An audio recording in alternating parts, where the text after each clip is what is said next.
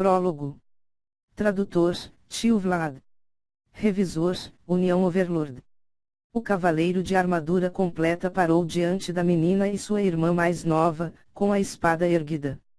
Sua lâmina brilhava ao sol, e ele mesmo a sustentava, pronto para acabar com suas vidas em um único e misericordioso golpe. A menina apertou os olhos já bem fechados e mordeu o lábio inferior. Ela nunca pediu por isto. Ela tinha sido forçada às suas circunstâncias atuais. Se ao menos ela tivesse um pouco de força, ela poderia ter resistido ao inimigo na frente dela e fugido. No entanto, a menina não tinha essa força. Assim, só poderia haver um resultado para esta situação. Isso seria a morte da menina, neste mesmo lugar. A grande espada desceu em grande velocidade. E ainda não havia dor. A menina cautelosamente abriu os olhos que tinham sido espremidos enquanto fechados. A primeira coisa que viu foi a espada longa, de repente imóvel no ar. Então, ela viu o dono da espada. O cavaleiro na frente dela estava congelado no lugar, seus olhos apontavam algum lugar ao lado da menina. Sua postura completamente indefesa exibia claramente o medo que o enchia. Como se atraído pelo olhar do cavaleiro, a menina não podia deixar de se virar e olhar na mesma direção que ele. E assim, a menina contemplou o desespero. O que ela viu foi a escuridão. Era uma escuridão infinitamente fina, mas imensuravelmente profunda. Era uma obsidiana meio oval que parecia se projetar a partir da terra. Era uma visão misteriosa que a encheu com uma poderosa sensação de desconforto. Era uma porta. Isso foi o que o jovem pensou quando a viu. Então, depois que seu coração começou a bater mais uma vez, sua especulação foi confirmada. Algo parecia estar saindo dessa passagem sombria. No momento em que ele percebeu o que era. A jovem deu um grito agudo. Era o inimigo que a humanidade não conseguia superar. Pontos individuais de luzes vermelhas brilhavam dentro das órbitas vazias de seu crânio branco. Esses 2 pontos de luzes friamente examinou a menina e os outros presentes, como um predador avaliando sua presa.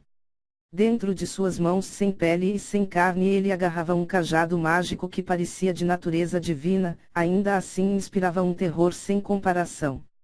Era como a cristalização de toda a beleza do mundo. Ele usava uma túnica preta com detalhes intrincados, e se assemelhava a nada mais do que a encarnação da morte, nascido da escuridão presente nesse mundo. Em um instante, o ar pareceu congelar. Era como se o próprio tempo tivesse parado diante da chegada de um ser supremo. A menina se esqueceu de respirar, como se a visão tivesse roubado sua alma. Então, neste mundo silencioso, a menina começou a se asfixiar, e engasgou com a falta do ar. Este avatar da morte deve ter se manifestado, a fim de guiá-la para o submundo. Era natural pensar assim. Mas, em seguida, a menina que pensava dessa forma de repente percebeu que algo estava errado. Isso porque o cavaleiro que estava planejando matá-la por trás estava agora completamente imóvel. Gaa! Um grito que soou mais como um lamento penetrou em seus ouvidos. De qual boca esse som veio? Parecia que poderia ter sido a sua própria, ou a da sua irmã, tremendo de medo, ou da boca do cavaleiro que tinha estado a ponto de matá-la. Uma mão esquelética lentamente estendeu-se, seus dedos se espalharam como se alcançasse algo, e eles se mudaram da menina, para o cavaleiro atrás dela. Ela queria olhar para longe dele, mas o medo manteve o seu olhar naquele lugar. Tinha a sensação de que, se ela desviasse os olhos, ela veria uma visão muito mais horrível que essa. Graspeart. Tradução: apertar/esmagar coração. A encarnação da morte cerrou o punho, e a menina ouviu o som de trituração de metal por trás dela. Seus olhos não deixaram a figura da morte, mas impulsionada por sua curiosidade, a menina arrancou seus olhos para longe, e viu o corpo do cavaleiro. Ele estava deitado e imóvel no chão, como uma marionete cujas cordas tinham sido cortadas. Ele estava morto? Não havia dúvidas de que ele estava morto. O perigo que quase tinha reivindicado a vida menina tinha desaparecido como se tudo não passasse de uma piada. Mas isso não era motivo de celebração. A morte que a espreita tinha tomado a forma física. Diante do medo aparente da jovem, ele se aproximou dela. A escuridão que se reuniu no centro de seu campo de visão aumentou. Vai me engolir. Quando a menina pensou nisso, ela agarrou sua irmãzinha com toda a sua força.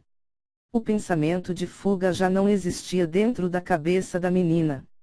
Se o seu adversário fosse humano, ela poderia ser capaz de se agarrar a uma vaga esperança e lutar desesperadamente por sua vida.